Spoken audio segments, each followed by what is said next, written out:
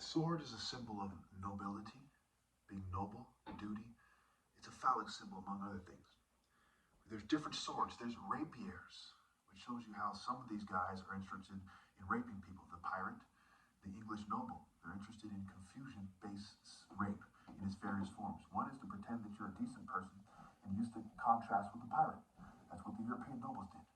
These guys rarely highlight this idea, if ever, because they don't want you to think about if it applies to them. Okay?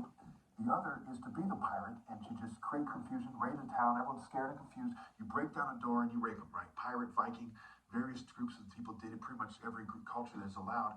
It basically is the continuity of a rape group in both forms. So, think about the King of Hearts and Alice in Wonderland. Why is he absurd? It's not just because he's small or something. Being small, is, in a sense, is neither here nor there.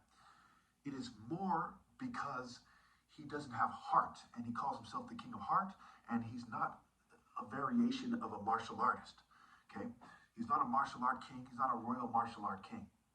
So when we see a guy with a French king, for example, with a big broadsword, it's ridiculous, right? He can't wield that sword. Why does he have it?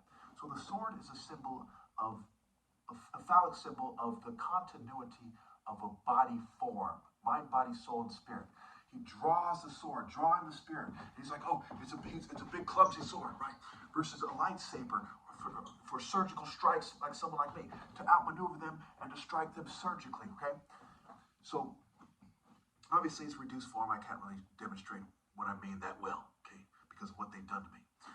But that's the idea, okay? So, when you see them using a broadsword as their king's sword, they're on some broad shit. They do it the broad way. This is a Western slang term for a female, right? Helmet, shield, right?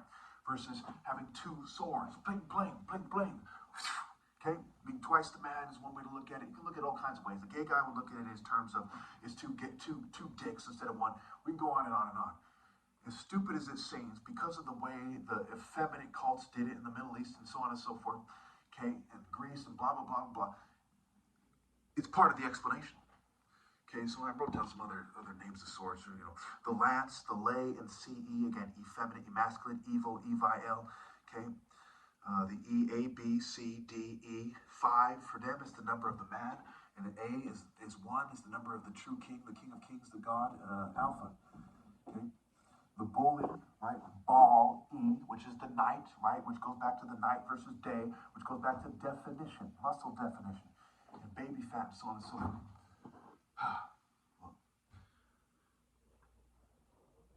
Let me say it there. You get what I'm saying. Basically, you know that the king is supposed to be some kind of royal martial art warrior, okay? And they end up adding the technology and the so on and so on, all this stuff later. Okay? And he's wearing some kind of crown, which is similar to the crown of thorns, the crown of the sun crown.